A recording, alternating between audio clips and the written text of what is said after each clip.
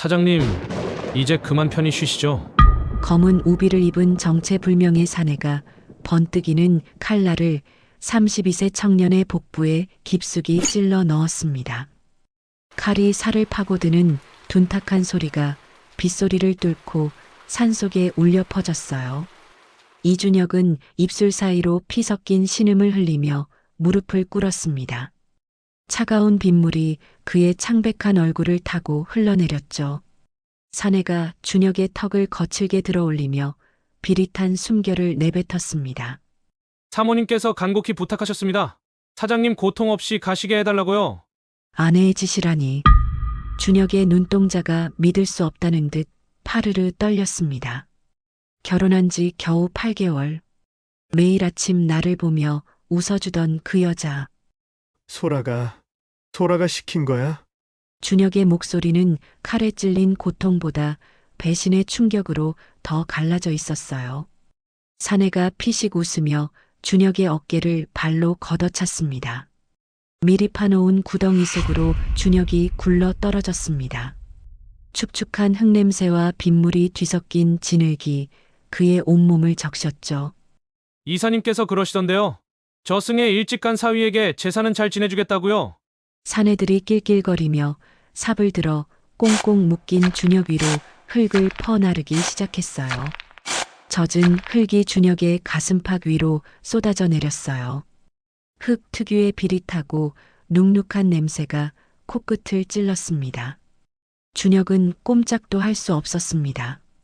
손목과 발목을 묶은 밧줄이 살을 파고들었고 복부에서 흘러나오는 피가 체온을 빠르게 앗아가고 있었죠.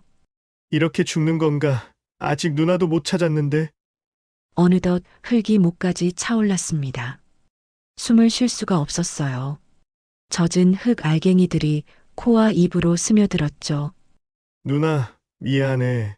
준혁이 마지막 의식을 놓으려는 그 순간, 저 멀리 바위 뒤에서 손으로 입을 틀어막은 채 이 모든 장면을 지켜보고 있는 한 여성이 있었어요. 온몸이 덜덜 떨리고 있었습니다. 저 사람을 구해야 해. 그녀는 사내들이 떠나기만을 기다리며 주먹을 꽉 쥐었습니다. 나뭇가지에 온몸이 긁혀 피투성이었지만 그녀는 아랑곳하지 않았어요. 이 끔찍한 광경을 마주한 건 불과 몇 시간 전의 일 때문이었습니다. 사연 시작 전 구독과 좋아요 부탁드립니다. 어디서 보고 계신지 댓글로 남겨주세요. 한 분 한 분 잊지 않고 소중히 기억하겠습니다. 사연 시작하겠습니다. 9월 28일 34세 간호사 윤서진에게 이날은 1년 중 가장 가슴 먹먹한 하루였어요. 동생 생일이었거든요. 정확히는 26년 전 생이별한 동생의 생일이었습니다. 서진은 매년 이맘때만 되면 서울에서 지리산까지 장작 4시간을 달려왔어요. 가방에는 늘 똑같은 것들이 담겨 있었죠. 빨간색 로봇 장난감 하나, 단팥빵 2개. 6살 동생 서준이가 가장 좋아하던 것들이었습니다. 누나, 나 이거 먹으면 키 커? 단팥빵 먹으면 쑥쑥 크지. 누나보다 더 클걸?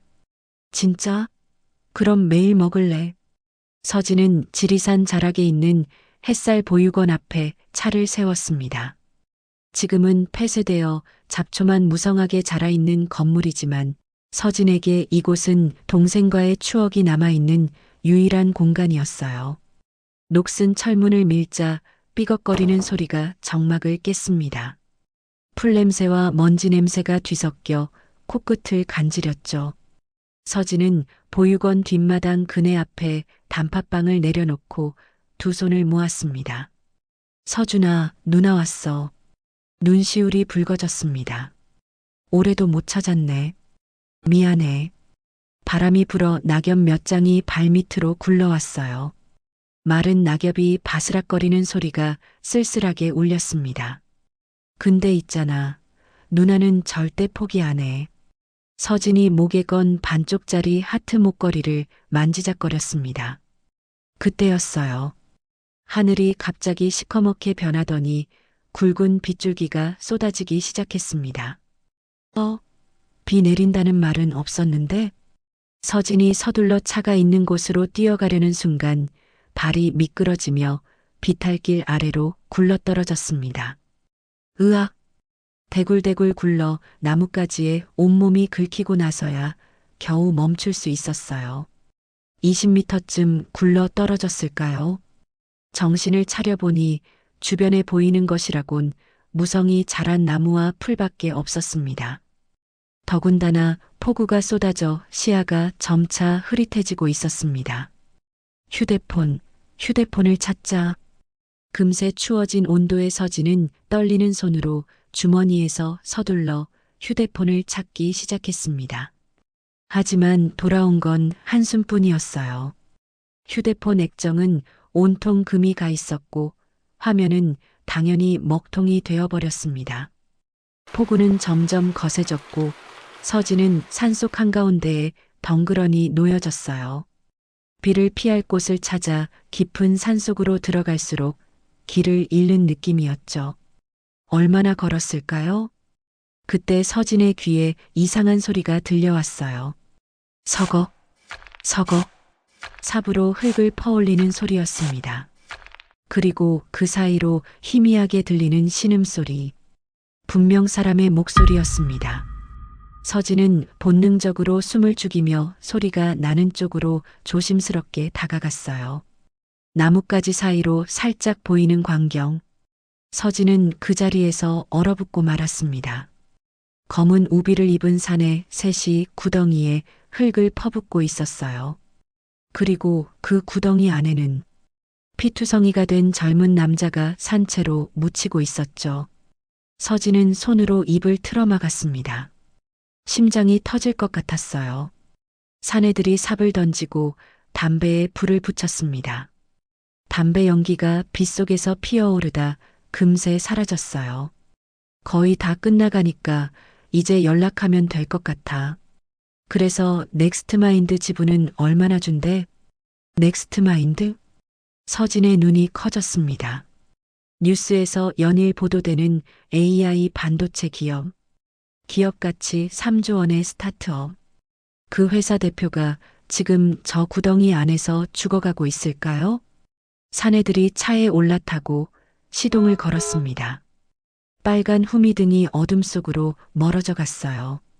서진은 꼼짝도 하지 않고 차 소리가 완전히 사라질 때까지 기다렸습니다. 그리고 비가 쏟아지는 어둠 속을 향해 미친 듯이 뛰어갔습니다. 거기 누구 있어요? 제발 뭐라고 말 좀 해봐요. 서진이 구덩이 앞에 무릎을 꿇고 맨손으로 흙을 파헤치기 시작했습니다.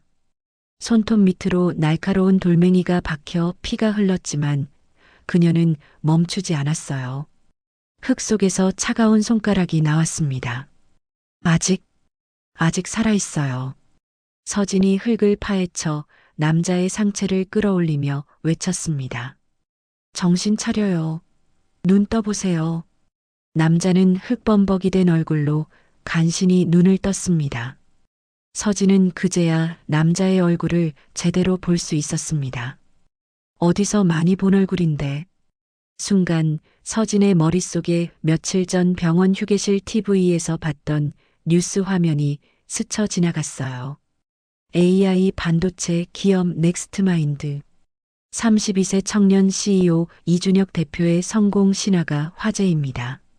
화면 속에서 환하게 웃던 청년. 미국에서 홀로 성장해 실리콘밸리에서 창업한 입지전적 한국인. 재계에서는 한국의 일론 머스크라고 불렀죠. 지금 눈앞에서 피투성이가 되어 죽어가는 이 남자가 바로 그 사람이었습니다. 진짜 넥스트마인드 이준혁 대표가 맞아? 서진의 심장이 쿵 내려앉았어요. 뉴스에서 보던 그 성공한 청년이 왜 이 깊은 산속에서 생매장을 당하고 있었던 걸까요? 살려주세요. 준혁의 입술이 파르르 떨리며 한마디를 간신히 내뱉었습니다. 서진은 재빨리 그의 상체를 구덩이 밖으로 끌어올렸어요. 축축한 흙과 피가 뒤섞여 미끄러웠지만 이를 악물고 팔에 힘을 줬죠. 조금만 버텨요. 제가 구해줄게요. 준혁의 몸이 구덩이 밖으로 빠져나오자 서진은 그제야 상처의 심각성을 확인할 수 있었습니다. 복부 왼쪽에 깊은 자상이 있었어요. 피가 멈추지 않고 흘러나오고 있었죠. 칼에 찔렸구나. 내장 손상이 있을 수도 있어. 15년 차 대학병원 간호사의 본능. 서진은 자신이 입고 있던 겉옷을 벗어 상처 부위를 꾹 눌렀어요. 준혁이 고통스러운 신음을 내뱉었습니다. 아파도 참아요. 피가 멈춰야 해요. 서진의 손끝이 차갑게 식어갔습니다. 빗물에 젖은 옷이 체온을 빠르게 빼앗아가고 있었죠. 일단 비를 피할 곳을 찾아야 해. 서진은 어둠 속을 둘러봤습니다. 저 멀리 희미하게 건물의 윤곽이 보였어요. 폐가인지 창고인지 알 수 없었지만 지금은 선택의 여지가 없었습니다. 저기까지만 가면 돼요. 조금만 버텨요. 서진이 준혁의 팔을 자신의 어깨에 둘렀습니다. 자신보다 머리 하나는 더 큰 남자를 부축하자 무릎이 휘청거렸어요. 한 발, 또 한 발. 진흙탕이 된 산길이 발목을 잡아당겼습니다. 빗물이 눈으로 쏟아져 들어와 앞이 제대로 보이지도 않았죠. 조금만 더. 서진은 혼잣말처럼 중얼거리며 걸음을 옮겼습니다. 등 뒤에서 준혁의 숨소리가 점점 거칠어지는 게 느껴졌어요. 쌕쌕거리는 호흡 사이로 간간히 신음이 새어나왔죠. 버텨야 해. 여기서 쓰러지면 둘 다 죽어. 마침내 건물 앞에 도착했습니다. 낡은 산장이었어요. 문은 반쯤 열려 있었고 안에서는 곰팡이 냄새와 먼지 냄새가 뒤섞여 풍겨왔습니다. 서진은 준혁을 조심스럽게 바닥에 눕혔어요. 삐걱거리는 나무 바닥이 두 사람의 무게를 받아냈습니다. 잠깐만요. 불 좀 찾아볼게요. 서진이 어둠 속을 더듬거리며 주변을 살폈습니다. 구석에 낡은 랜턴과 성냥이 놓여 있었어요. 성냥이 켜지자 주황빛 불꽃이 어둠을 밀어냈습니다. 흔들리는 불빛 아래 준혁의 얼굴이 드러났어요. 창백하다 못해 핏기가 전혀 없었습니다. 입술은 시퍼렇게 질려 있었고 이마에는 식은 땀이 송글송글 맺혀 있었죠. 저체온증 증상이야. 빨리 체온을 올려야 해. 서진은 산장 구석에 쌓여있던 낡은 담요를 발견했습니다. 먼지를 털어내고 준혁의 몸 위에 덮어줬어요. 지금부터 상처 확인할게요. 많이 아플 거예요. 서진이 준혁의 셔츠 단추를 하나씩 풀었습니다. 손끝이 떨렸지만 억지로 진정시키며 상처 부위를 살폈어요. 칼날이 왼쪽 옆구리를 비스듬히 관통했습니다. 다행히 장기는 비켜간 것 같았지만 출혈량이 심각했어요. 봉합을 해야 하는데. 서진이 주변을 둘러봤습니다. 산장 선반 위에 낡은 구급함이 보였어요. 뛰어가 열어보니 소독용 알코올과 거즈, 그리고 봉합용 실과 바늘이 있었습니다. 오래되어 보였지만 선택지가 없었어요. 서진은 랜턴 불에 바늘을 달고 소독했습니다. 준혁의 눈앞에 바늘을 들어 보이며 말했어요. 지금부터 꿰맬 거예요. 마취가 없어서 많이 아플 수도 있어요. 그런데 지금 당장 안 하면 죽어요. 그러니까 꾹 참아요. 알겠죠? 준혁이 희미하게 고개를 끄덕였습니다. 서진은 심호흡을 한 번 하고 바늘을 상처 부위에 가져다 댔어요. 바늘이 살을 파고드는 순간 준혁의 몸이 활처럼 휘었습니다. 으윽. 서진의 이마에도 땀이 송글송글 맺혔습니다. 바늘로 한 땀, 또 한 땀. 살을 꿰맬 때마다 준혁의 신음소리가 산장 안을 가득 채웠어요. 밖에서는 여전히 폭우가 쏟아지고 있었습니다. 빗물이 낡은 지붕 틈새로 새어들어 바닥 한쪽에 웅덩이를 만들었죠. 물 떨어지는 소리가 메트로놈처럼 규칙적으로 울렸습니다. 마지막 실밥을 매듭 짓고 서진은 깊은 한숨을 내쉬었어요. 끝났어요. 잘 참았어요. 준혁이 축 늘어진 채 거친 숨을 몰아쉬었습니다. 서진은 거지에 알코올을 적셔 상처 주변을 닦아냈어요. 피비린내와 소독약 냄새가 코끝을 찔렀습니다. 이제 좀 괜찮아요? 서진이 준혁의 얼굴을 들여다보며 물었습니다. 준혁이 간신히 눈을 떠 서진을 바라봤어요. 흐릿한 시야 속에서 처음으로 자신을 구해준 여자의 얼굴이 들어왔습니다. 흙과 빗물에 범벅이 된 얼굴, 젖은 머리카락이 이마에 들러붙어 있었죠. 하지만 그 눈빛만은 흔들림 없이 단단했습니다. 살려주셔서 감사합니다. 그런데 왜 저를 구해주셨나요? 준혁은 의심을 거두지 못하고 갈라진 목소리로 물었습니다. 눈앞에서 사람이 죽어가는데 어떻게 그냥 지나쳐요? 도대체 누가 이런 짓을 꾸민 거예요? 서진이 담담하게 대답했어요. 준혁의 눈동자가 흔들렸습니다. 입술을 달싹거리다 힘겹게 한마디를 내뱉었어요. 아내와 장모가 나를. 그 말을 끝으로 준혁은 다시 의식을 잃었습니다. 서진은 멍하니 준혁의 얼굴을 내려다봤어요. 아내와 장모가 죽이려고 했다고? 믿기 어려운 상황이었습니다. 하지만 아까 그 사내들이 했던 말이 떠올랐어요. 저승에 먼저 간 사위 제사상은 잘 차려주겠다. 서진의 등골이 서늘해졌습니다.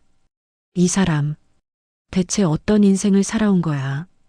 바깥의 빗소리가 조금씩 잦아들고 있었습니다. 서진은 창문 틈으로 밖을 내다봤어요. 어둠 속에서 아무것도 보이지 않았습니다. 하지만 안심할 수 없었죠. 아까 그 사내들이 다시 돌아올 수도 있었으니까요. 서진은 산장문을 단단히 걸어 잠그고 준혁 곁으로 돌아갔습니다. 담요를 여며주고 이마에 손을 얹어 열을 확인했어요. 다행히 열은 없네. 일단 오늘 밤은 버틸 수 있겠다. 서진은 준혁 옆에 앉아 무릎을 끌어안았습니다. 축축한 옷이 살에 달라붙어 한기가 파고들었어요. 내일 아침이 되면 어떻게든 길을 찾아야 해. 눈을 감으려는데 문득 준혁의 목 부분이 눈에 들어왔습니다. 목걸이를 걸었던 자국인지 희미한 줄 자국이 남아 있었어요. 목걸이가 있었나? 빼앗긴 건가? 서진은 무심코 자신의 목에 걸린 반쪽짜리 하트 목걸이를 만지작거렸습니다.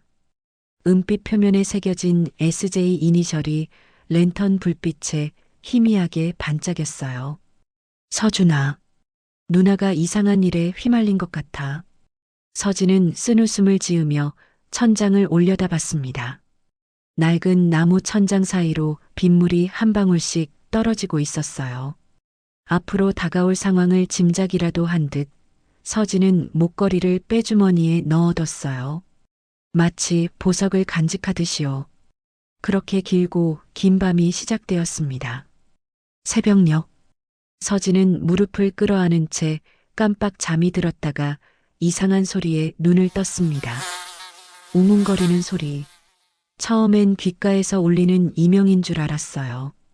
하지만 소리는 점점 커지더니 산장 위를 맴돌았습니다. 서진이 창문 틈으로 밖을 내다봤습니다. 하늘 위에서 시커먼 물체가 천천히 움직이고 있었어요. 드론이었습니다. 서진의 얼굴이 사색이 되었습니다. 웅웅거리는 소리가 점점 가까워졌습니다. 서진은 창문 틈으로 밖을 내다보며 숨을 죽였어요. 심장이 미친 듯이 뛰기 시작했습니다. 시커먼 드론 한 대가 산장 위를 천천히 맴돌고 있었습니다. 붉은 불빛이 깜빡이며 지면을 뱀같이 훑고 있었죠. 열감지 카메라일 수도 있어. 서진의 등에 식은땀이 흘렀습니다. 드론이 산장 쪽으로 방향을 틀었어요. 점점 고도를 낮추며 다가오고 있었습니다. 서진은 재빨리 랜턴 불을 껐어요. 산장 안이 칠흑 같은 어둠에 잠겼습니다. 숨소리조차 내지 않으려 입을 손으로 틀어막았죠. 드론의 프로펠러 소리가 머리 위를 스쳐 지나갔습니다.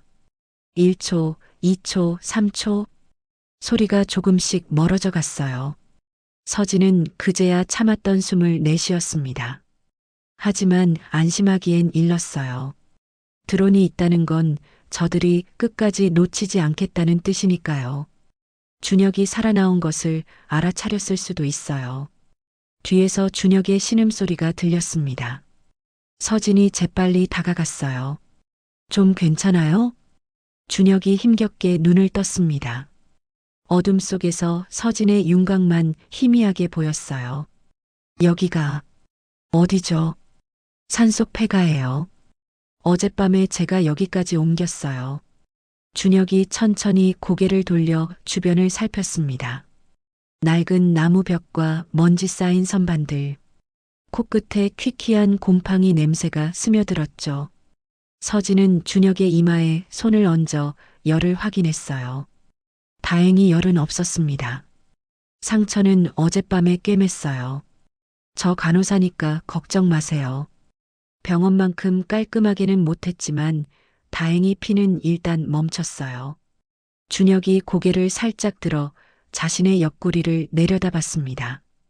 거즈로 감싼 상처 부위가 보였어요. 정말 고맙습니다. 고마워하긴 일러요. 감시하는 눈이 너무 많네요. 서진이 창문 쪽을 힐끗 보며 말했습니다. 아까 드론이 지나갔어요. 당신을 찾고 있는 것 같아요. 준혁의 눈빛이 순간 흔들렸어요. 역시 포기 안 했군요. 도대체 무슨 일이에요? 서진이 준혁의 눈을 똑바로 바라보며 물었습니다. 준혁은 한동안 말이 없었어요. 천장을 멍하니 올려다보다가 힘겹게 입을 열었습니다. 8개월 전부터 악몽이 시작됐어요. 준혁의 목소리는 낮고 가라앉아 있었습니다. 아내 한소라와 결혼하는 게 아니었는데 바보같이 다정함에 속았네요. 그 모든 게 계획했던 일인 줄도 모르고 말이에요. 서진은 조용히 듣고 있었어요. 한소라와 친모 오미숙. 그들은 처음부터 제 회사를 노리고 접근했어요. 회사를 노리고요? 네. 넥스트마인드 지분의 80% 이상이 제 앞으로 되어 있거든요. 제가 죽으면 배우자에게 상속되니까 저를 죽이고 회사를 인수하려는 모양이에요. 서진의 눈이 커졌습니다. 고작 그것 때문에 사람을 죽인다고요? 준혁이 씁쓸하게 웃었어요. 장모 오미숙 뒤에는 태상그룹이 있어요. 태상그룹에서 제 회사의 신기술을 노리고 있거든요. 대기업 태상그룹이요? 네. 저와 직원들이 개발한 AI 반도체 원천 기술. 지금 전 세계가 주목하는 기술이에요. 태상그룹은 그걸 손에 넣으려고 오미숙에게 손을 내민 거죠. 서진은 할 말을 잃었습니다. 드라마에서나 볼 법한 이야기가 현실에서 벌어지고 있었어요. 가족은요? 부모님이나 형제는 없어요? 서진의 질문에 준혁의 표정이 굳어졌습니다. 한참을 침묵하다가 낮은 목소리로 대답했어요. 6살 때 부모님이 교통사고로 돌아가셨어요. 고아원에서 지내다가 친척들 집으로 보내졌는데 결국은 준혁의 눈가가 미세하게 떨렸습니다. 어느 날 갑자기 놀이동산에 가자고 하더니 산속에 데려다 놨어요. 죽든 살든 알아서 하라면서요. 서진의 가슴이 철렁 내려앉았어요. 그게 무슨... 다행히 지나가던 미국인 선교사 부부가 저를 발견했어요. 그분들이 저를 미국으로 데려가 주셨고 저는 자연스럽게 입양되었죠. 준혁이 창문 밖 어둠을 바라보며 쓸쓸하게 웃었습니다. 산에서 버림받았는데 또 이렇게 산에 버려졌네요. 그 말에 서진은 가슴이 아려왔어요. 버림당한 것을 저렇게 담담하게 말하다니. 살면서 얼마나 많은 슬픔을 집어 삼켜왔던 것일까요? 이 사람도 나와 비슷한 사람이구나. 서진은 잠시 말을 잇지 못했습니다. 그 시각 서울 태상그룹 본사 50층 회장실은 팽팽한 긴장감으로 가득 차 있었습니다. 창밖으로 서울의 야경이 보석처럼 반짝였지만 방 안 분위기는 싸늘하기 그지없었어요. 휴대폰을 귀에 댄 한소라의 얼굴이 점점 일그러졌습니다. 뭐, 시체가 없다고? 전화기 너머로 다급한 목소리가 들려왔어요. 구덩이를 다시 팠는데 비어 있었습니다. 누가 파낸 흔적이 있고 피 묻은 발자국이 산 위쪽으로 이어져 있습니다. 한소라의 손이 부들부들 떨렸습니다. 그럼 살아있다는 거야? 그런 것 같습니다. 미쳤어? 목숨 걸고 당장 찾아내. 한소라가 휴대폰을 바닥에 내던졌어요. 고급 대리석 바닥에 부딪혀 화면이 산산조각 났습니다. 오미숙이 소파에 앉아 와인 잔을 기울이며 딸을 바라봤어요. 진정해, 소라야. 진정이요? 엄마, 저 인간이 살아있다고요. 살아있으면 다시 죽이면 되지. 오미숙의 목소리는 얼음장처럼 차가웠습니다. 마치 벌레 한 마리 잡는 얘기를 하듯 태연했죠. 회장실 정면 책상에 앉아있던 남자가 천천히 입을 열었어요. 태상그룹 회장 최동준. 60대 초반의 그는 은빛 머리카락을 깔끔하게 넘기고 검은 정장을 빈틈없이 차려입고 있었습니다. 오 여사. 네, 회장님. 내가 얼마를 투자했는지 알지? 최동준의 눈빛이 차갑게 가라앉았어요. 넥스트마인드 인수를 위해 3천억을 준비해뒀어. 근데 지금 그 돈이 공중에서 분해될 판이야. 오미숙이 자리에서 일어나 고개를 숙였습니다. 걱정 마세요. 금방 수습할게요. 최동준이 책상 위 태블릿을 밀어 보여줬어요. 화면에는 드론이 촬영한 산속 영상이 재생되고 있었습니다. 빈 구덩이와 피 묻은 발자국, 그리고 나무 밑에서 포착된 두 사람의 흐릿한 실루엣. 이 사람 누구야? 최동준이 화면 속 여자를 가리키며 물었습니다. 파악 중입니다. 등산객으로 추정되는데 화면이 흐릿해서 잘 보이지가 않습니다. 확실하게 알아내. 그리고 둘 다 없애버려. 최동준이 자리에서 일어나 창가로 걸어갔어요. 서울 야경을 내려다보며 낮고 단호한 목소리로 말했습니다. 이준혁이 살아서 서울로 돌아오면 우리 모두 끝이야. 알겠나? 한소라와 오미숙이 동시에 고개를 숙였습니다. 네, 반드시 처리하겠습니다. 최동준이 뒤도 돌아보지 않고 손을 내저었어요. 해가 뜨기 전에 끝내. 실패하면 그땐 자네들이 그 구덩이에 들어가게 될 거야. 싸늘한 경고가 회장실에 맴돌았습니다. 한소라의 얼굴이 창백하게 질렸어요. 오미숙이 한소라의 팔을 잡고 엘리베이터로 향했어요. 엘리베이터 문이 닫히는 순간 오미숙의 눈에 도끼가 번뜩였어요. 이준혁 미꾸라지 같은 놈, 이번엔 제대로 끝내주마.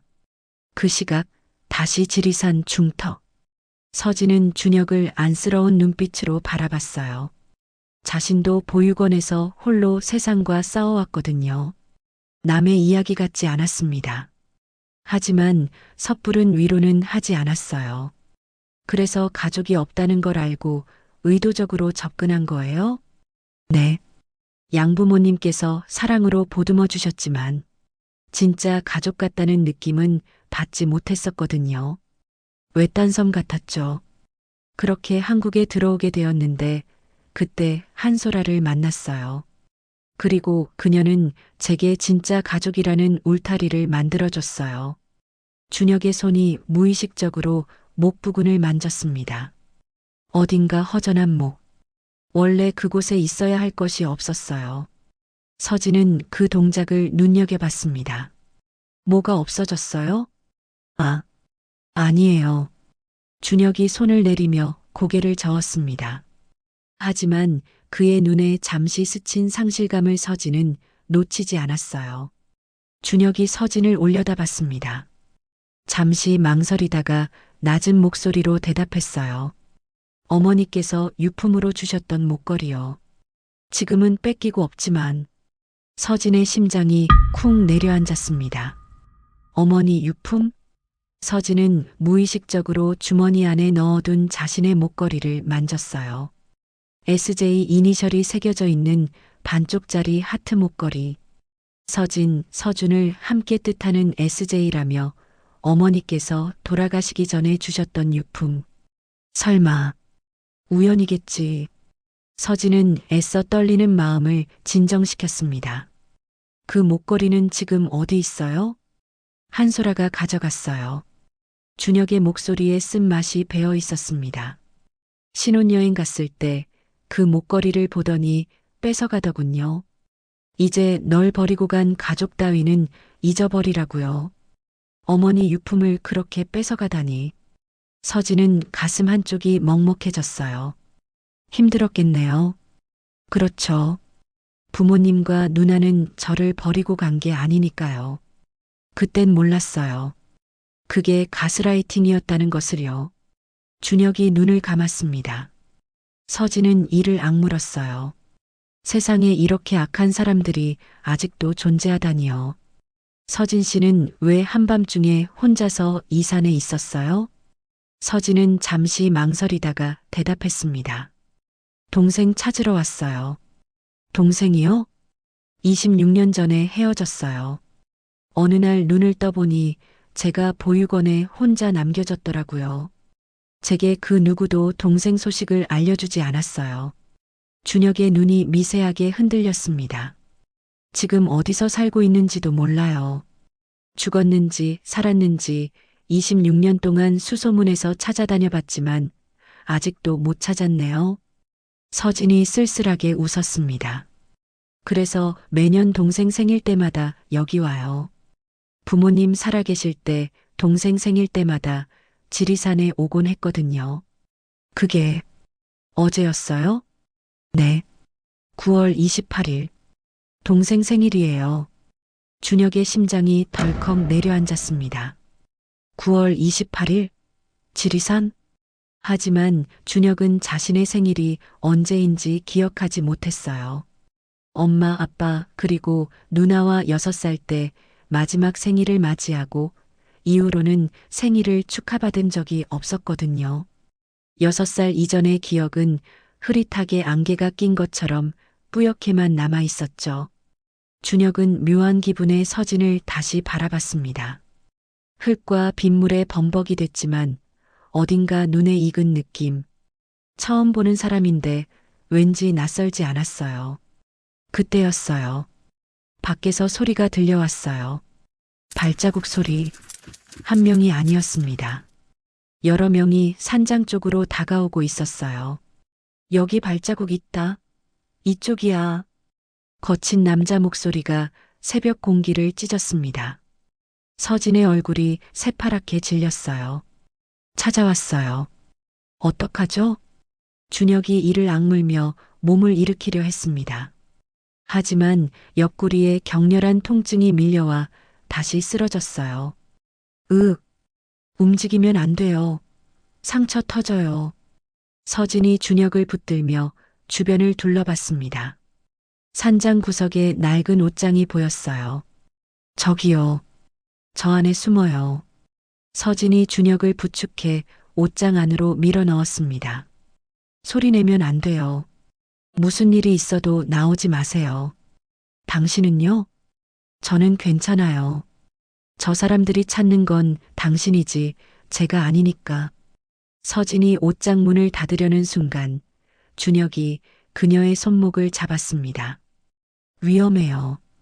같이 숨어요. 걱정 마세요.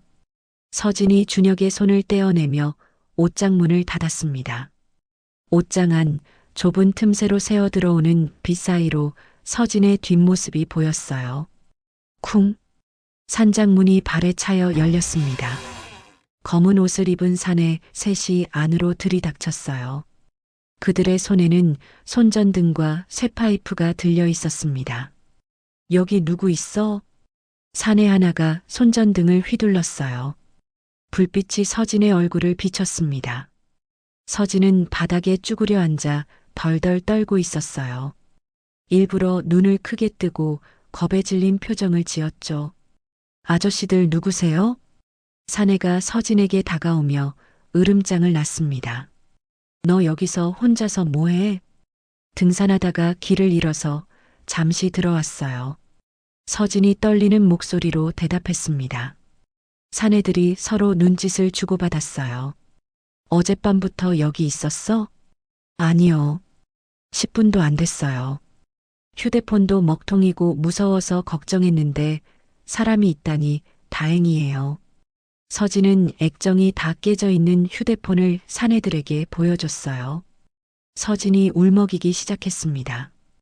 콧물까지 훌쩍이며 완벽한 겁쟁이 연기를 펼쳤죠. 야, 저 배낭 한번 열어봐. 한 사내가 구석에 놓인 서진의 배낭을 발로 툭 걷어찼습니다. 배낭에서 빨간 로봇 장난감이 굴러나왔어요.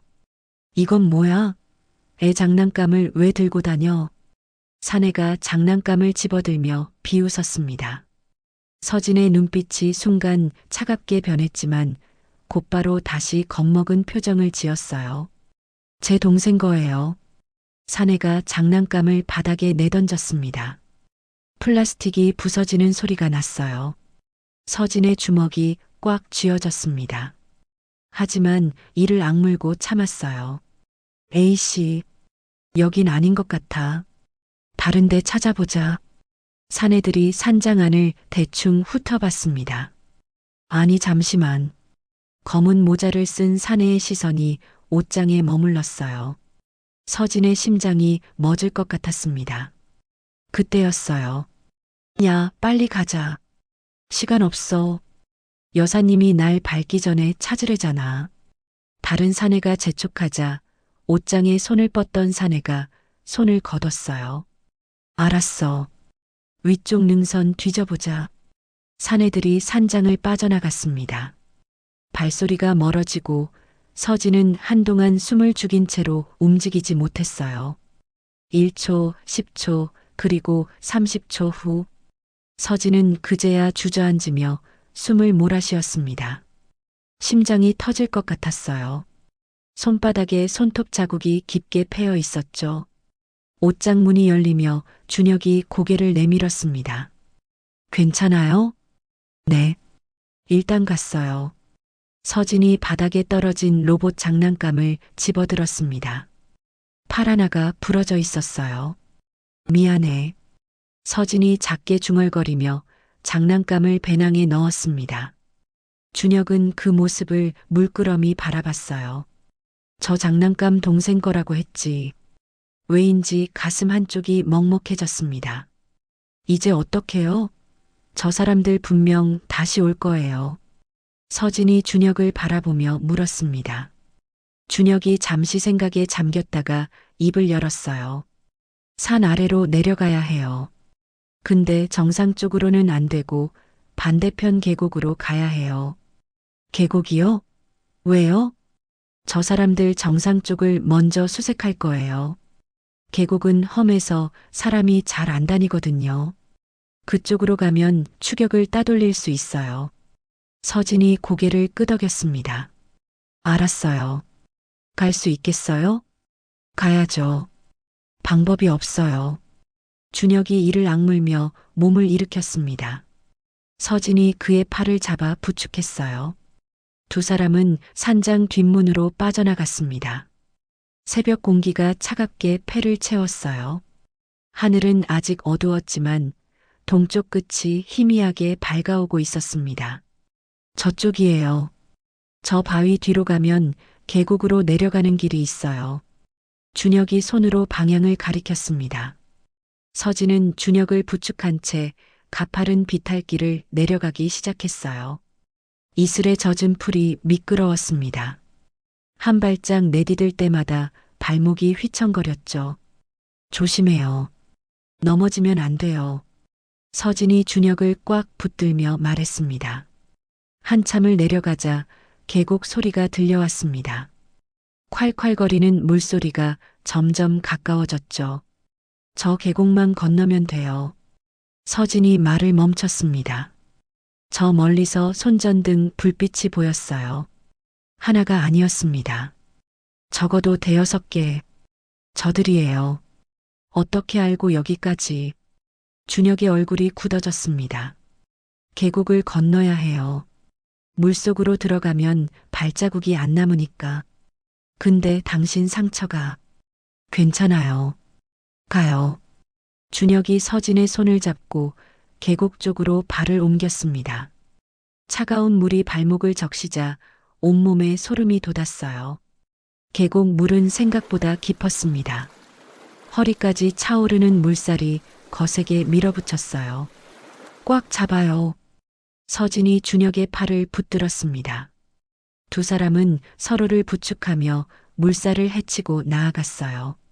차가운 물이 상처를 적실 때마다 준혁의 얼굴이 일그러졌습니다. 하지만 이를 악물고 참았죠.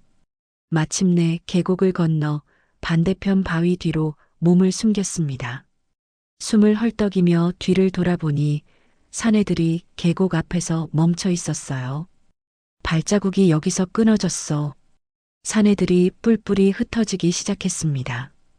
서진은 그제야 가슴을 쓸어내렸어요. 휴, 일단 따돌렸네요. 준혁이 바위에 등을 기대며 힘겹게 웃었습니다. 서진은 준혁의 상처 부위를 확인했습니다. 다행히 실밥이 터지진 않았어요. 하지만 물에 젖어서 다시 소독해야 했죠. 일단 잠시 숨을 곳을 찾아야 해요. 서진이 주변을 둘러봤습니다. 저 멀리 바위 틈새에 작은 동굴 같은 공간이 보였어요. 저기요. 저기로 가요. 두 사람은 동굴 안으로 몸을 숨겼습니다. 좁은 공간이었지만 일단 비바람은 피할 수 있었어요. 서진은 배낭에서 산장에서 챙겨온 비상용 구급 키트를 꺼냈습니다. 잠깐 아플 거예요. 참아요. 서진이 소독약을 적신 거즈로 준혁의 상처를 닦았습니다. 준혁이 신음을 삼켰어요. 잘 참았어요. 이제 거의 끝났어요. 서진이 새 붕대로 상처를 감싸며 말했습니다. 진짜 간호사 맞네요. 솜씨가 좋아요. 15년 했으니까요. 서진이 붕대를 매듭 지으며 웃었어요. 준혁은 그녀의 손놀림을 물끄러미 바라봤습니다. 거칠어진 손가락, 짧게 깎은 손톱. 환자를 돌보느라 자기 자신은 돌보지 못한 손이었어요. 서진 씨. 네. 나중에 꼭 보답할게요. 서진이 고개를 저었습니다. 보답 같은 거 필요 없어요. 당신이 살아서 그 나쁜 사람들 벌받게 하는 거, 그게 저한텐 보답이에요. 준혁의 눈가가 촉촉해졌습니다. 이렇게 따뜻한 사람이 아직 세상에 있구나. 동굴 밖으로 햇살이 비치기 시작했어요. 추격이 잠시 멈춘 것 같았습니다. 잠깐 쉬어요. 곧 다시 움직여야 하니까. 서진이 준혁에게 말했습니다. 준혁이 고개를 끄덕이며 눈을 감았어요. 서진은 동굴 입구에 앉아 밖을 감시했습니다. 무의식적으로 주머니에 있는 목걸이를 만지작거렸어요. 반쪽짜리 하트 목걸이. 서진은 잠든 준혁의 얼굴을 바라봤습니다. 여기저기 상처투성이의 얼굴. 어딘가 눈에 익은 느낌. 설마. 아니겠지. 서진은 고개를 저었습니다. 그럴 리가 없잖아. 하지만 가슴 한쪽이 자꾸만 저릿해왔어요. 시간이 얼마나 지났을까요? 준혁이 눈을 떴습니다. 잘 잤어요? 서진이 물었어요. 네. 얼마나 잔 거예요? 1시간쯤요. 해가 많이 올라왔어요. 준혁이 몸을 일으켜 동굴 밖을 내다봤습니다. 아침 햇살이 나뭇잎 사이로 쏟아져 들어오고 있었어요. 이제 출발해야 해요. 산 아래로 내려가면 마을이 있을 거예요. 알았어요. 갈 수 있겠어요? 네. 많이 괜찮아졌어요. 준혁은 서진의 손을 잡고 일어섰습니다. 그때 서진의 주머니에서 목걸이가 흘러나왔어요. 은빛 반쪽 하트. 햇살을 받아 반짝거렸습니다. 준혁의 시선이 그 목걸이에 꽂혔어요. 심장이 멈추는 것 같았습니다. 그 목걸이. 서진이 고개를 숙여 자신의 목걸이를 받습니다. 흘릴 뻔했네요. 감사해요. 이니셜이 SJ. 준혁은 목걸이를 들어 뚫어져라 쳐다보았습니다. 은빛 표면에 선명하게 새겨진 두 글자 SJ. 준혁의 세상이 멈췄습니다. 이 목걸이. 준혁의 목소리가 떨리고 있었어요. 내 목걸이랑 똑같아. 한소라에게 빼앗기기 전까지 평생을 품고 살았던 목걸이. 어머니가 돌아가시기 전 마지막으로 손에 쥐어주셨던 유품. 그 목걸이와 똑같은 목걸이가 지금 눈앞에 있었어요.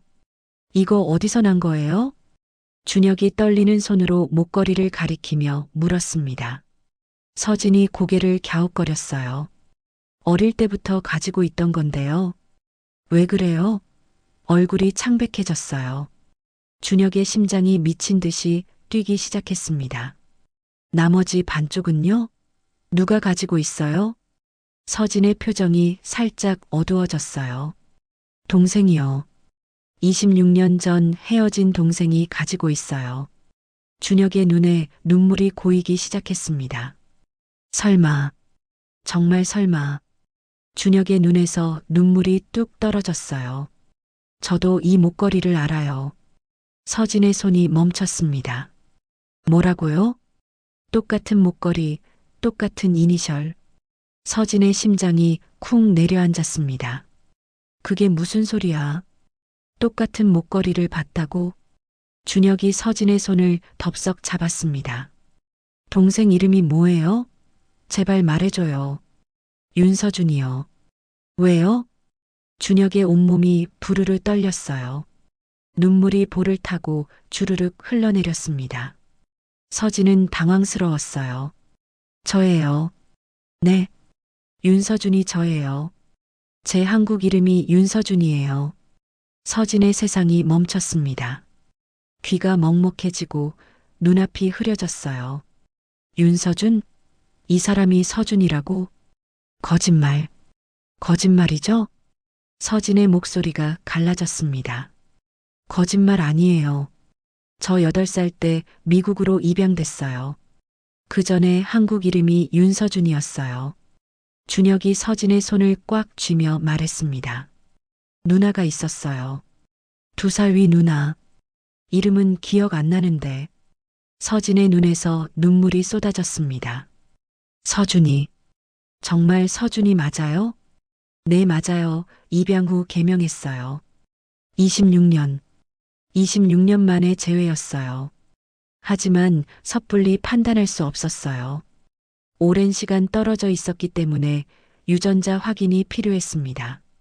특히나 이런 상황에서 준혁은 믿기 힘들었죠.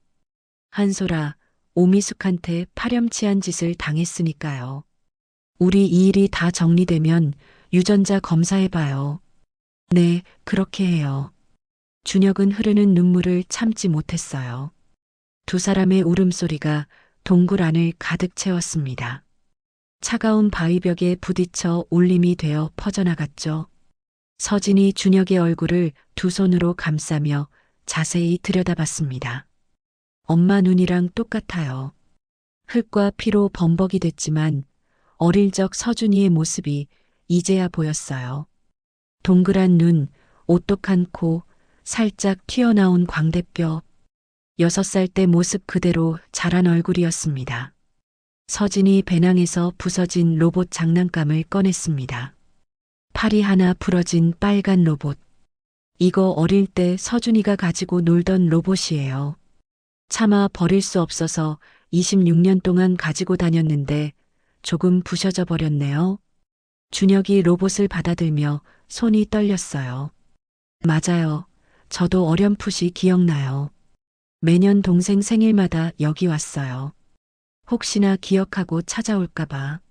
준혁의 눈에서 다시 눈물이 쏟아졌습니다. 26년간 얼어붙어 있던 가슴이 녹아내리는 것 같았죠. 얼마나 시간이 지났을까요? 동굴 밖에서 이상한 소리가 들려왔어요. 바스락, 바스락. 누군가 조심스럽게 다가오는 발소리였습니다. 서진이 재빨리 준혁을 뒤로 밀며 동굴 입구를 막았어요. 손에는 날카로운 돌멩이를 움켜쥐었죠. 누구세요? 서진이 낮은 목소리로 외쳤습니다. 사장님, 사장님, 거기 있어요?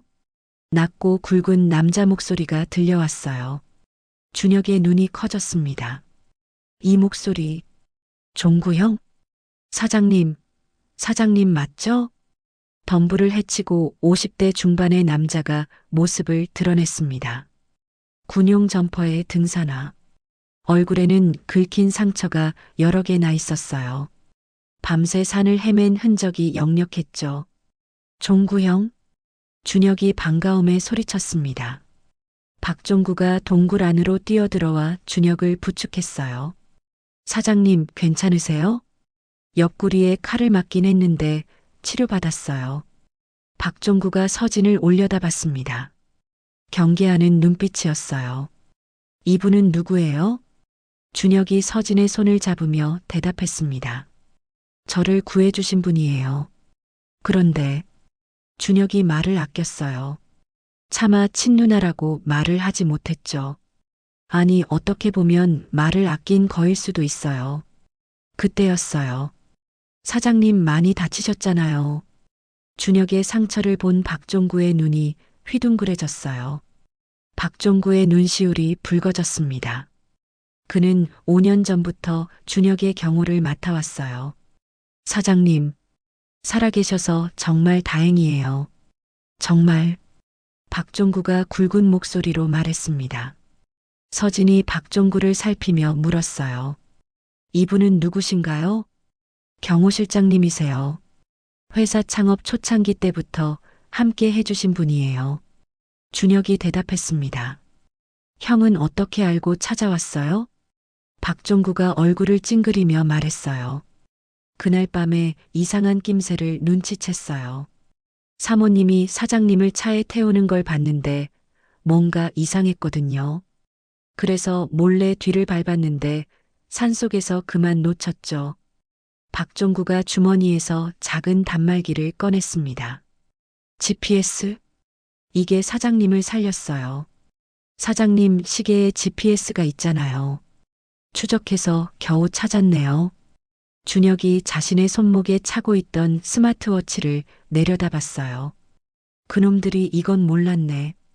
지금 경찰에 신고하면 안 되나요? 서진이 박종구에게 물었습니다. 박종구의 표정이 어두워졌어요. 그게 쉽지 않아요. 왜요?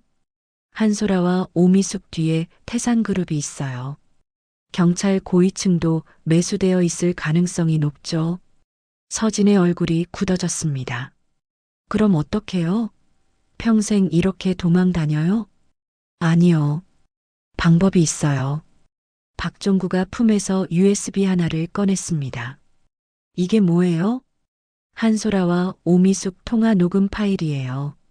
그리고 태산그룹 부회장과 주고받은 이메일도 있어요. 준혁의 눈이 커졌습니다. 이걸 어떻게 구했어요? 사장님 몰래 조사하고 있었어요. 결혼식 전부터 뭔가 이상했거든요. 박종구가 미안한 표정을 지었습니다. 죄송해요. 미리 말씀드렸어야 하는데. 아니에요. 정말 고마워요, 형. 준혁이 박종구의 손을 꽉 잡았어요. 서진이 USB를 받아들며 물었습니다. 이거면 그 사람들을 잡을 수 있는 거예요? 네. 하지만 이걸 안전하게 전달할 곳이 필요해요. 경찰은 안 되고. 박종구가 잠시 생각하다가 입을 열었습니다. 검찰 쪽에 믿을 만한 사람이 한 명 있어요. 제 군대 후배인데 지금 서울중앙지검 특수부 검사로 있어요. 그 사람은 안전한가요? 네. 믿을 만한 사람이에요. 서진이 고개를 끄덕였습니다. 그럼 빨리 서울로 가야겠네요. 근데 지금 산 아래 곳곳에 태산그룹에서 풀어둔 사람들이 깔려 있어요. 정상적인 등산로로는 못 내려가요. 박종구가 지도를 꺼내 펼쳤습니다. 여기 옛날에 벌목할 때 쓰던 임도가 있어요. 지금은 폐쇄됐는데 차 한 대는 겨우 지나갈 수 있어요. 거기로 가면 돼요? 네. 제가 차를 그쪽에 숨겨뒀어요. 거기까지만 가면 서울로 갈 수 있어요. 서진이 준혁을 부축하며 일어섰습니다. 갈 수 있겠어요? 준혁이 고개를 끄덕였어요. 가야죠. 여기서 끝낼 수 없잖아요. 세 사람은 동굴을 빠져나왔습니다. 햇살이 눈부시게 쏟아졌어요. 어젯밤 내렸던 폭우가 거짓말인 것처럼 하늘이 맑았습니다. 이쪽이에요. 따라오세요. 박종구가 앞장서서 걸었습니다. 서진은 준혁을 부축하며 그 뒤를 따랐어요. 한참을 걷자 저 멀리 낡은 소방도로가 보였어요. 길가에 검은색 SUV 한 대가 숨겨져 있었습니다. 저기에요. 저기까지만 가면 돼요. 박종구가 안도하며 말했습니다. 바로 그때였어요. 거기서 뒤에서 고함 소리가 들려왔습니다. 뒤를 돌아보니 검은 옷을 입은 사내 4명이 달려오고 있었어요. 손에는 쇠파이프와 칼이 들려 있었습니다. 빨리 뛰어요. 박종구가 소리쳤습니다. 서진이 준혁의 팔을 잡아 끌며 뛰기 시작했어요. 준혁의 옆구리에서 통증이 밀려왔지만 이를 악물고 달렸습니다. 잡아라. 놓치면 다 죽어. 뒤에서 사내들의 외침이 점점 가까워졌어요. 발소리가 등 뒤에서 쿵쿵 울렸습니다. 차까지 50m, 40m, 30m. 거의 다 왔어요. 조금만 더. 박종구가 차 문을 열며 외쳤습니다. 그 순간 앞에서 또 다른 사내 2명이 나타났어요. 길을 막고 서 있었습니다. 젠장. 포위됐어요. 박종구가 이를 악물었습니다. 서진이 준혁을 등 뒤로 밀며 앞으로 섰어요. 손에는 날카로운 돌멩이를 움켜쥐고 있었죠. 준혁이는 제가 지킬게요. 실장님은 차 시동 걸어요. 서진이 낮은 목소리로 말했습니다. 무슨 소리예요? 위험해요. 빨리요. 서진의 눈빛이 불타올랐습니다. 26년 만에 찾은 동생. 이번엔 절대 잃지 않을 거예요. 사내 하나가 달려들었습니다. 서진이 몸을 낮추며 돌멩이를 휘둘렀어요. 돌멩이가 사내의 관자놀이에 명중했습니다. 사내가 비틀거리며 쓰러졌어요. 인연이. 다른 사내가 칼을 휘둘렀습니다. 서진이 재빨리 몸을 피했지만 팔에 칼날이 스쳤어요. 빨간 피가 흘러내렸습니다.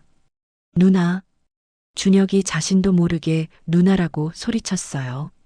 서진이 이를 악물고 다시 자세를 잡았습니다.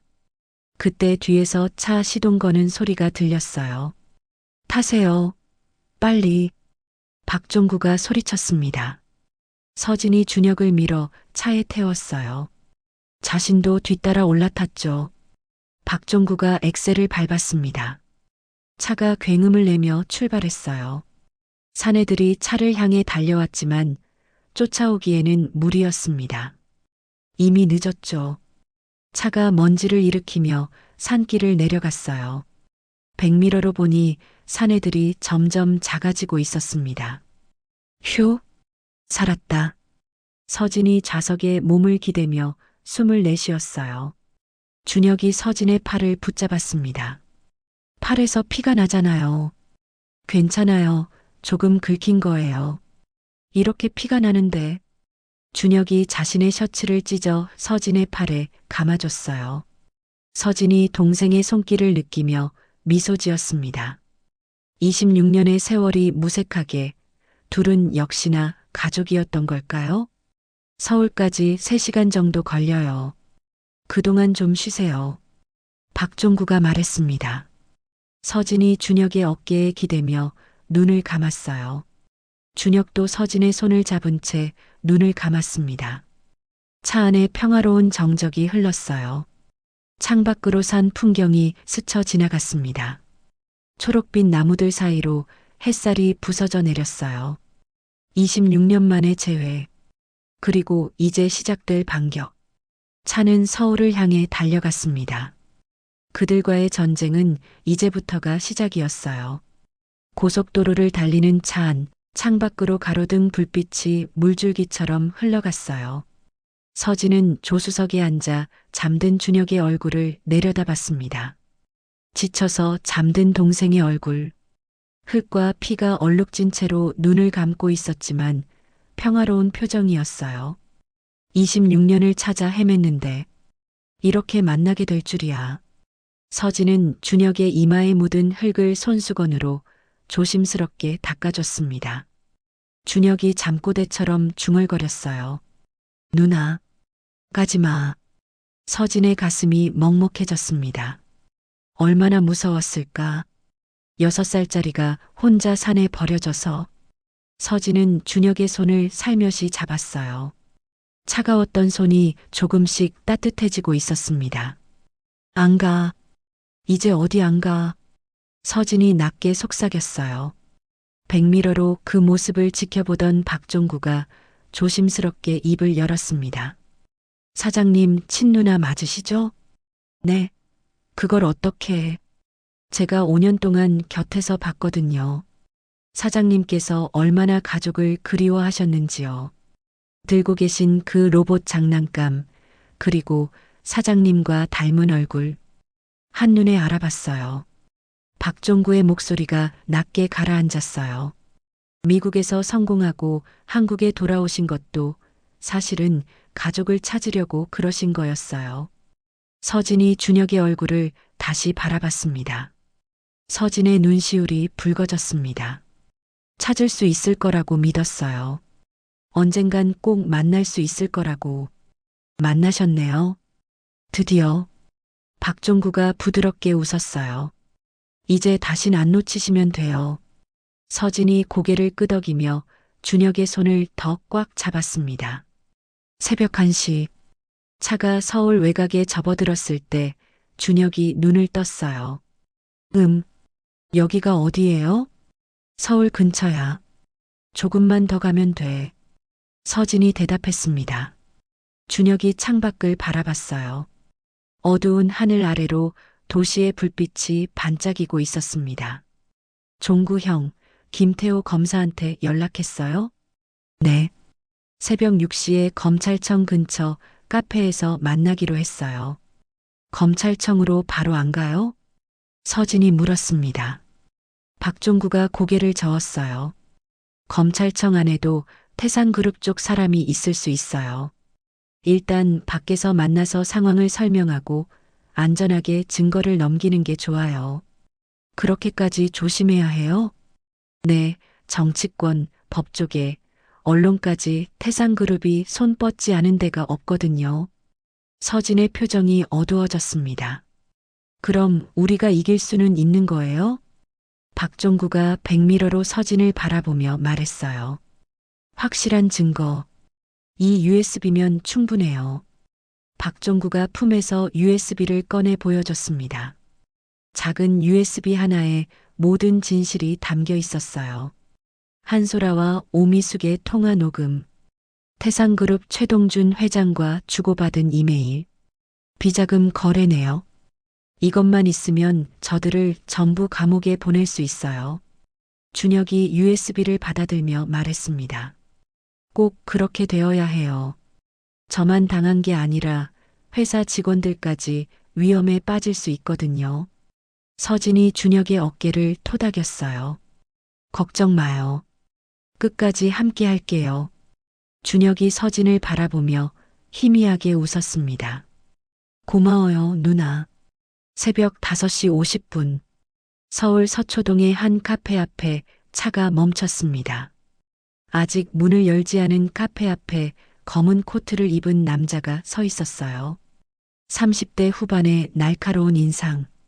박종구가 차에서 내리며 손을 흔들었습니다. 태호야. 형, 오랜만이에요. 김태호 검사가 다가와 박종구와 악수했어요. 그의 눈이 차 안에 있는 준혁과 서진을 훑쳤습니다. 이준혁 대표님 맞으시죠? 네. 만나서 반갑습니다. 준혁이 차에서 내리며 인사했어요. 김태호의 눈이 준혁의 상태를 살폈습니다. 핏자국이 얼룩진 옷, 창백한 얼굴, 붕대로 감싼 옆구리. 상태가 많이 안 좋아 보이시네요.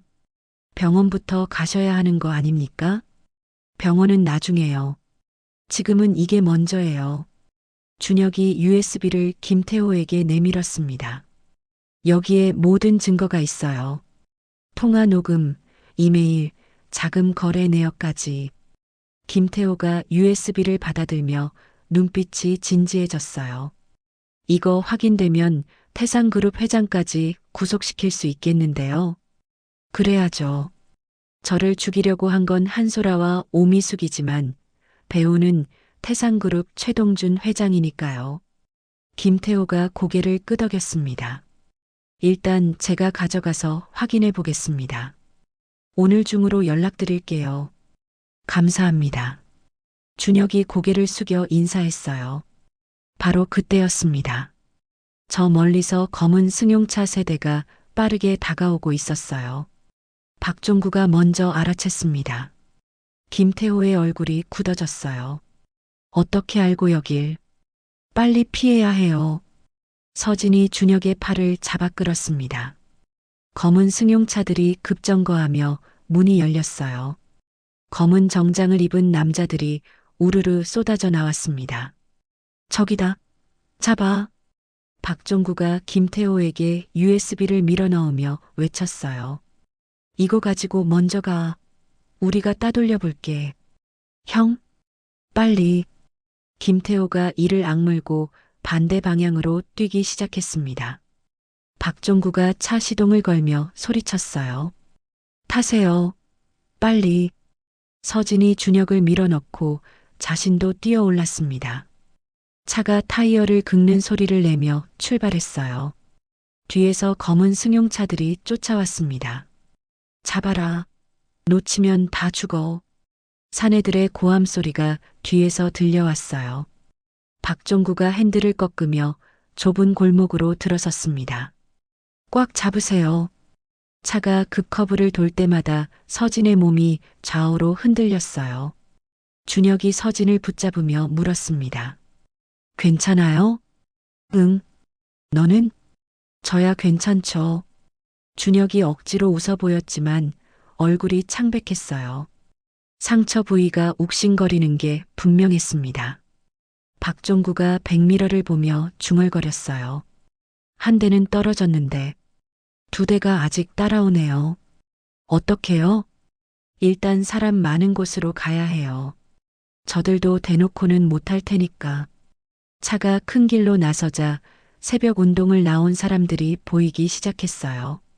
박종구가 속도를 줄이며 자연스럽게 차선을 바꿨습니다. 뒤따라오던 검은 승용차들도 속도를 늦췄어요. 사람들 눈이 있으니 함부로 움직이지 못하는 거였죠. 일단 따돌렸어요. 하지만 오래 못 갈 거예요. 박종구가 한숨을 내쉬었습니다. 서진이 휴대폰을 꺼내며 말했어요. 제가 아는 사람이 한 명 있어요. 누구요? 기자예요. 예전에 저를 도와준 이현주 기자.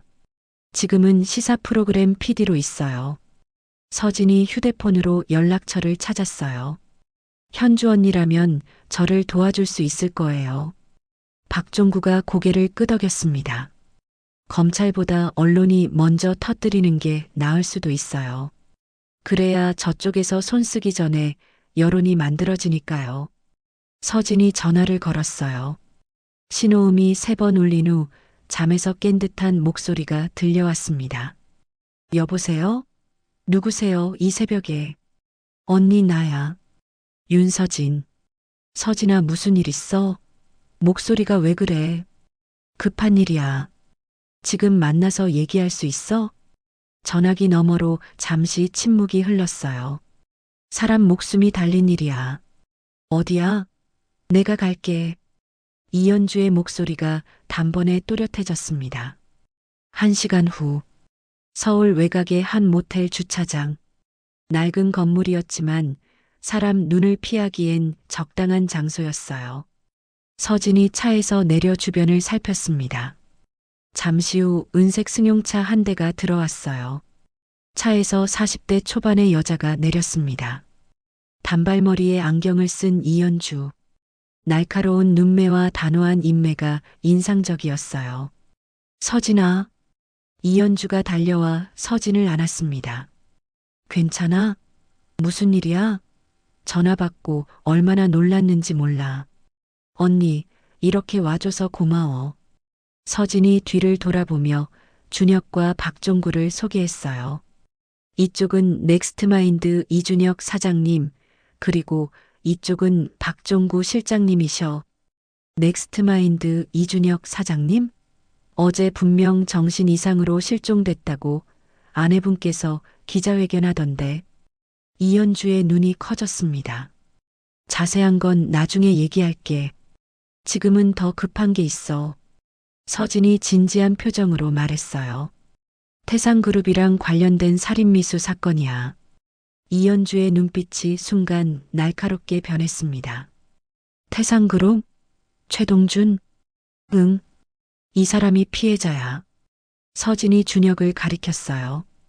이연주가 준혁을 자세히 바라봤습니다. 표정이 심각해졌어요. 어떻게 된 건지 들을 수 있을까요? 준혁이 천천히 입을 열었습니다. 지난 이틀간 있었던 일들을. 한소라, 오미숙의 배신, 산속에서 생매장당할 뻔한 일, 태상그룹이 배우라는 것. 이연주는 한마디도 놓치지 않고 메모했어요. 이야기가 끝나자 이연주가 깊은 한숨을 내쉬었습니다. 이건 속보네요. 도와줄 수 있어? 서진이 물었어요. 이연주가 서진의 손을 잡으며 대답했습니다. 당연하지. 이런 걸 보도하려고 기자가 된 거야. 이연주가 휴대폰을 꺼내며 말했어요. 지금 우리 시사 프로그램에서 태산그룹 비리 추적하고 있었어. 이 증거랑 합치면 확실하게 터뜨릴 수 있어. 언제 방송할 수 있어? 빠르면 내일 저녁 뉴스. 늦어도 모레 시사 프로그램에서 할 수 있어. 서진의 눈에 희망이 비쳤어요. 고마워, 언니. 정말 고마워. 고맙긴. 내가 할 일을 하는 것뿐이야. 이연주가 웃으며 준혁에게로 향했습니다. 대표님, 인터뷰 가능하세요? 얼굴 공개하고 직접 증언해 주시면 훨씬 파급력이 커져요. 준혁이 고개를 끄덕였어요. 당연하죠. 숨어서는 이길 수 없으니까요. 좋아요.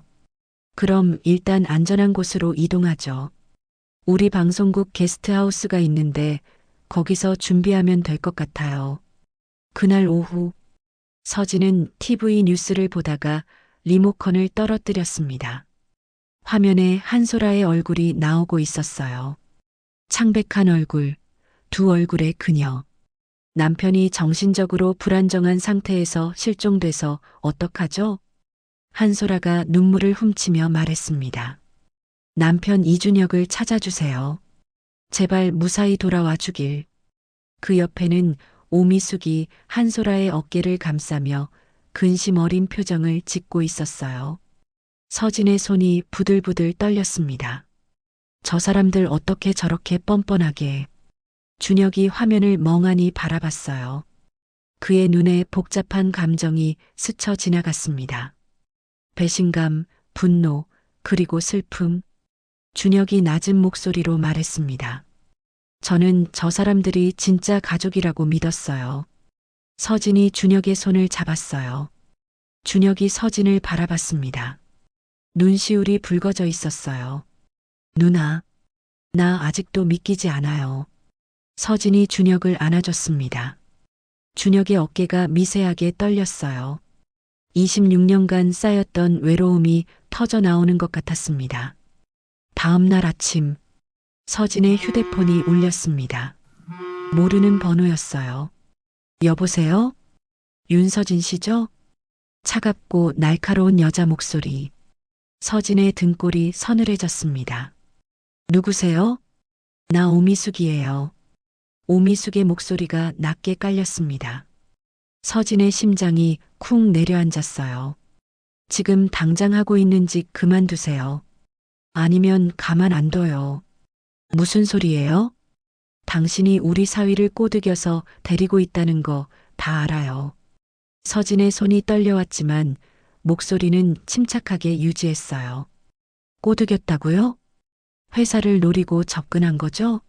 그래서 우리 사위 정신이 이상해진 거고. 전화기 너머로 잠시 침묵이 흘렀습니다. 사기 결혼, 비자금 조성, 회사 지분을 노린 살인미수 제가 지금 아무것도 모르는 것 같죠? 이내 오미숙의 비웃음 섞인 목소리가 들려왔어요. 대단하네요. 그 배짱 어디서 나오는 거예요? 그럼 이건 어때요?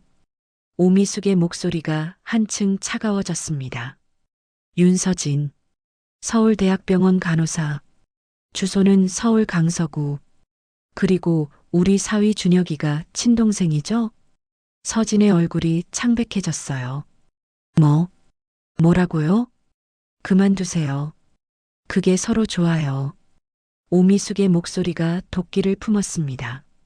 안 그러면 당신 인생, 그리고 당신 동생 이준혁 인생, 내가 한 방에 끝장낼 수 있어요. 발 디딜 곳 없게 만들어줄게요. 고하였던 것처럼. 전화가 끊겼습니다. 서진의 손에서 휴대폰이 미끄러져 떨어졌어요. 온몸에 소름이 돋았습니다. 누나, 누구예요? 준혁이 다가와 물었습니다. 서진이 준혁을 바라봤어요. 떨리는 목소리로 대답했습니다. 그 여자야. 오미숙. 뭐라고 했어요? 포기하라고 협박했어. 서진이 주먹을 꽉 쥐었습니다. 근데 나 안 포기해.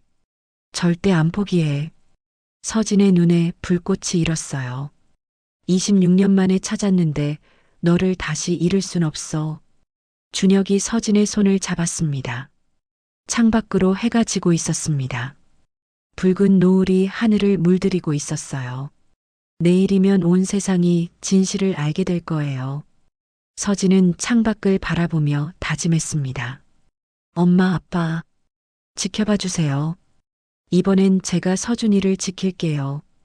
그 시각 서울 청담동 한소라의 고급 펜트하우스에는 무거운 침묵이 흐르고 있었습니다.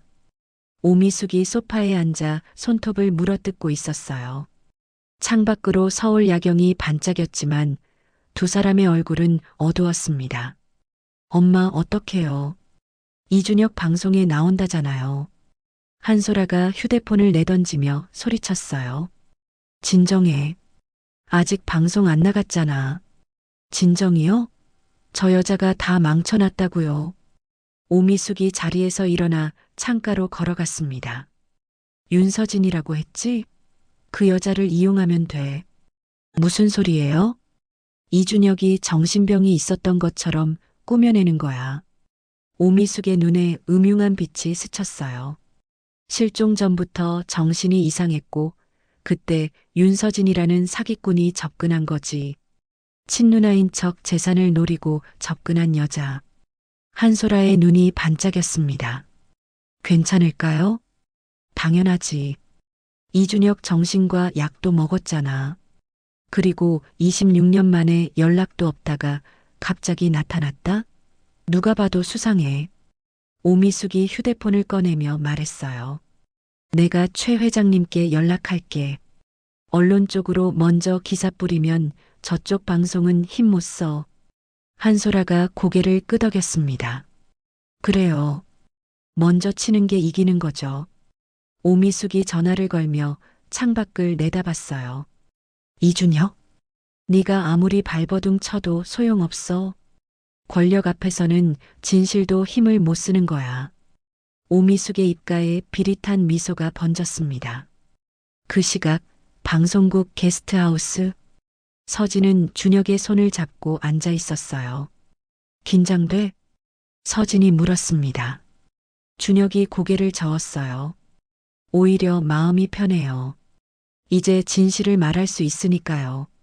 서진이 준혁의 손을 꽉 잡았습니다. 우리가 이길 거야. 꼭. 이현주가 시계를 확인했어요. 방송 30분 전이야. 준비하자. 저녁 8시. KBC 뉴스 특보가 전국에 생방송으로 송출되었습니다. 긴급 뉴스입니다. AI 반도체 기업 넥스트마인드 이준혁 대표 살인미수 사건의 전모가 드러났습니다. 이연주의 목소리가 긴장감 있게 울려 퍼졌어요. 화면에 이준혁의 얼굴이 나왔습니다. 청담동 펜트하우스. 한소라와 오미숙은 대형 TV 앞에 앉아 방송을 지켜보고 있었어요. 안녕하세요. 저는 이준혁 대표입니다. 저는 제 아내 한소라와 장모 오미숙에게 살해당할 뻔했습니다. 화면 속 준혁이 담담하게 말했습니다. 한소라가 이를 악물었어요. 저 자식이 감히. 조용히 해. 어차피 우리가 이기는 게임이야. 오미숙이 냉정하게 말했습니다. 화면이 바뀌며 녹음 파일이 재생되었어요. 확실하게 처리해. 시체가 발견되면 안 돼. 걱정 마. 산속에 묻으면 누가 알겠어. 한소라의 얼굴이 새파랗게 질렸습니다. 이걸 어떻게... 와인 잔을 든 오미숙의 손이 떨렸어요. 하지만 곧 화면에 서진이 등장했습니다. 저는 윤서진입니다. 이준혁 대표의 친누나예요. 그 순간 오미숙의 입가에 미소가 번졌어요. 제대로 낚였군. 오미숙이 소파에 등을 기대며 여유를 되찾았습니다.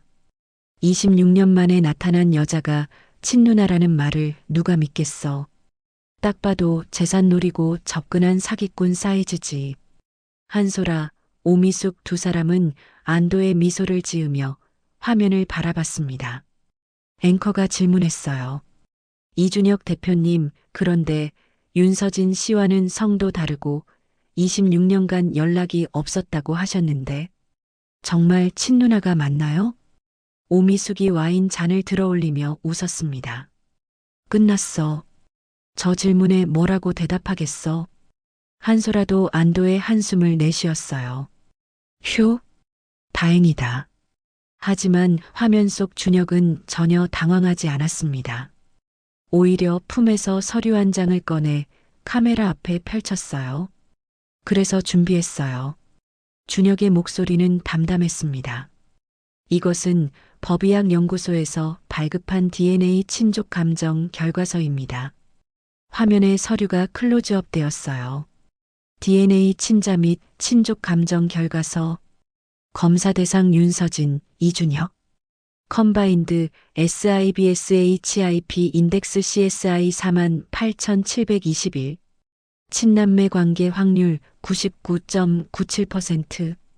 결론 두 검사 대상자는 친남매 관계로 인정됨. 준혁이 카메라를 똑바로 바라보며 말했습니다. CSI 지수 1000 이상이면 법적으로 친족 관계가 인정됩니다. 저희는 48,721. 윤서진 씨는 제 친누나가 맞습니다. 청담동 펜트하우스. 오미숙의 손에서 와인 잔이 떨어졌어요. 쨍그랑.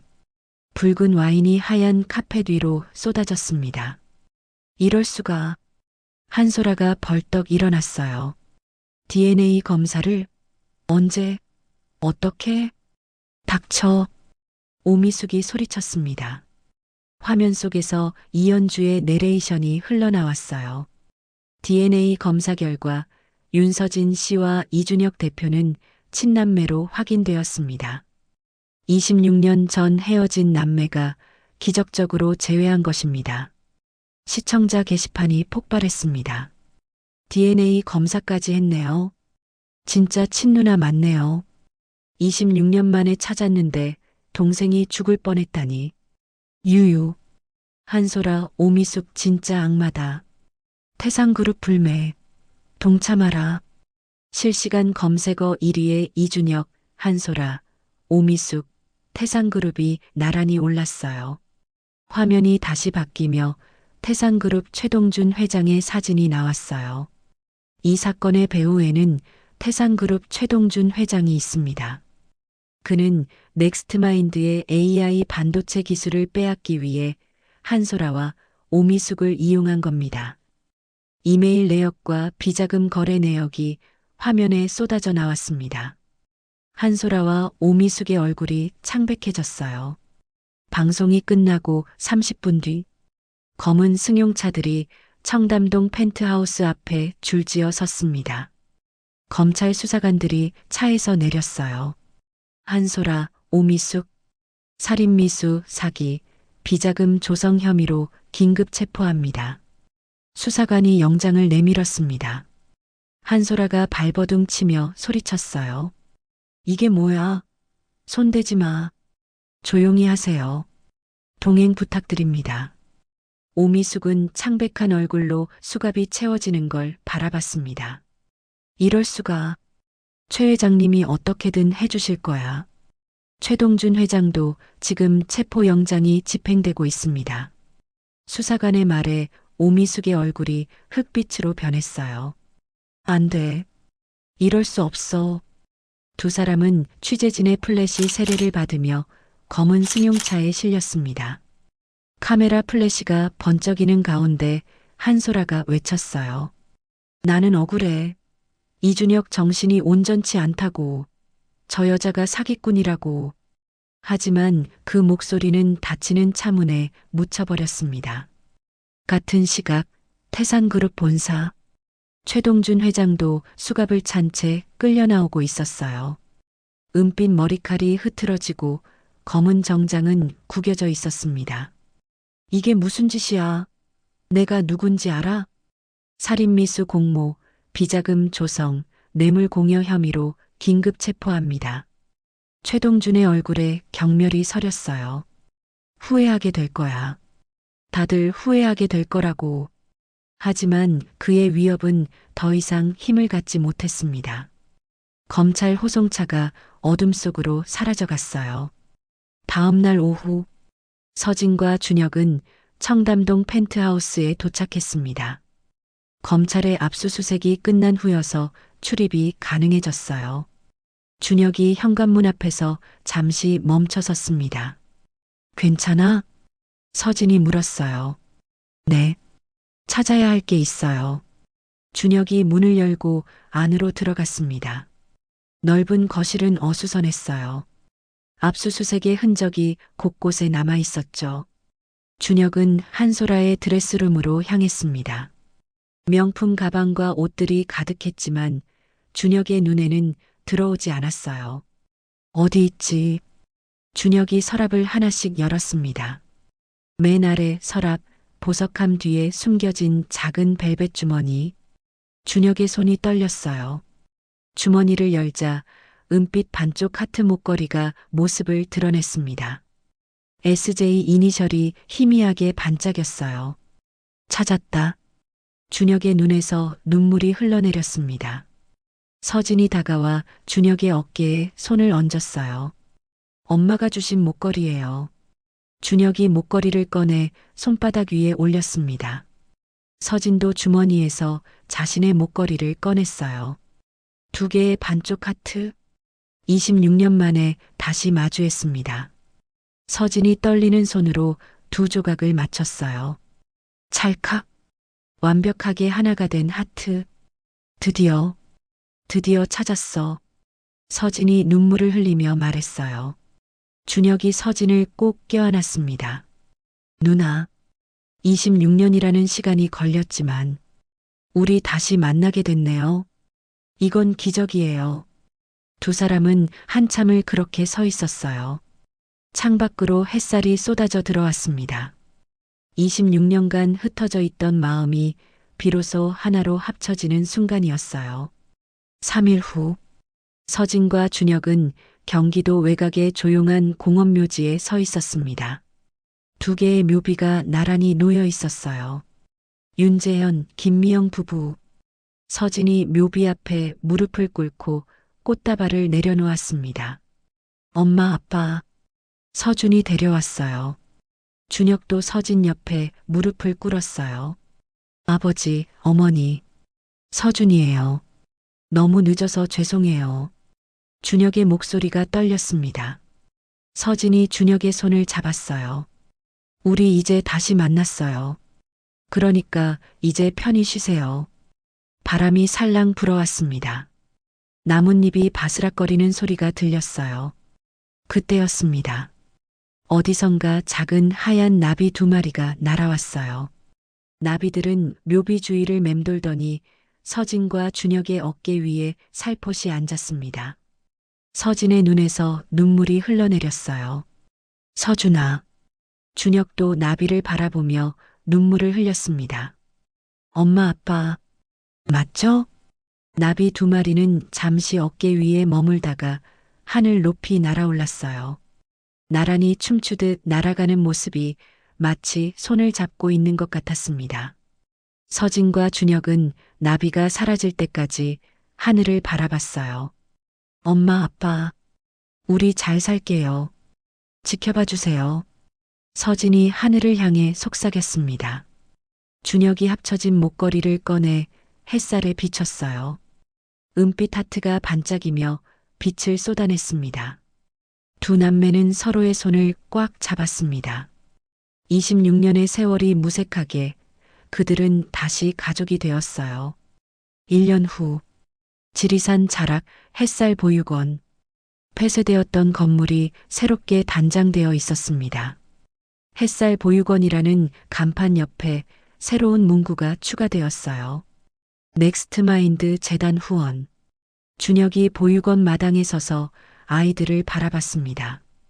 아이들이 새 놀이터에서 뛰어놀고 있었어요. 웃음소리가 산속에 울려 퍼졌습니다. 사장님, 아이들이 정말 좋아하네요. 박종구가 다가와 말했어요. 준혁이 미소 지었습니다. 사장님 덕분에 많은 아이들이 희망을 얻을 거예요. 누나가 있으니 가능한 거죠. 준혁이 보육원 건물을 바라봤어요. 2층 보건실 창문에서 서진이 손을 흔들고 있었습니다.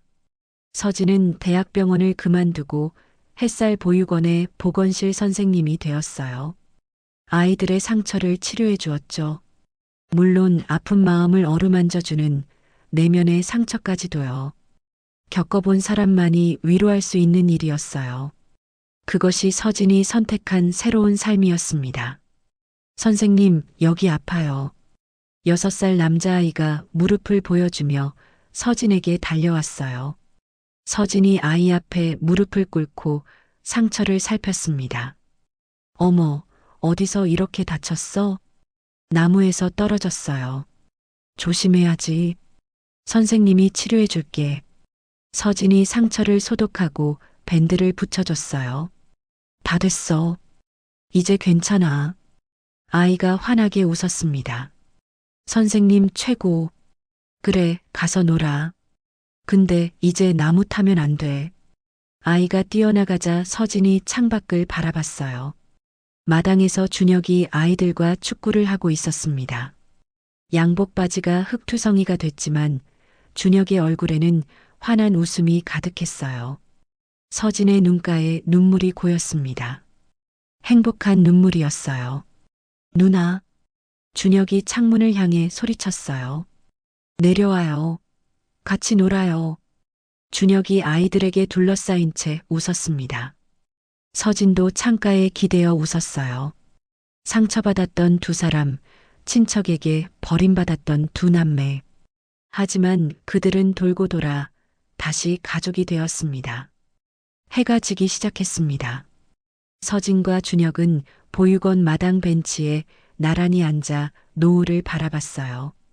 하늘이 주황빛으로 물들어가고 있었습니다. 누나. 응? 고마워요. 서진이 준혁을 바라봤습니다. 뭐가? 26년 동안 포기 안 하고 찾아줘서, 그리고 산에서 저를 구해줘서요. 준혁의 눈가가 촉촉해졌어요. 넌 내 동생이니까 포기할 수 없었어. 2 사람은 서로의 손을 꽉 잡았어요.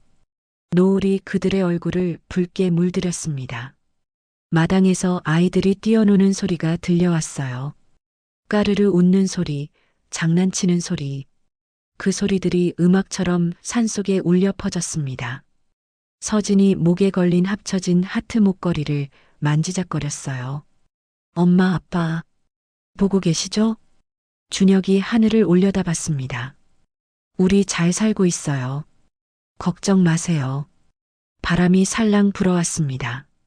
서진과 준혁은 서로를 바라보며 미소 지었습니다. 깊은 산속에서 시작된 두 남매의 이야기. 버림받고 상처받고 죽을 뻔했지만 결국 서로를 찾아 다시 가족이 되었습니다. 노을이 지고 별이 떠오르기 시작했습니다. 이렇게 두 남매의 새로운 인생은 이제 막 시작되었답니다. 오늘의 사연은 어떠셨나요? 누군가의 이야기 속에서 당신의 마음이 쉬어갈 수 있길 바랍니다. 조금이라도 마음에 울림이 있으셨다면 구독, 좋아요로 이 따뜻한 여정을 함께 해주세요. 어디서 듣고 계신지 댓글 남겨주세요. 여러분들의 이야기도 궁금하거든요. 시청해주셔서 진심으로 감사드립니다.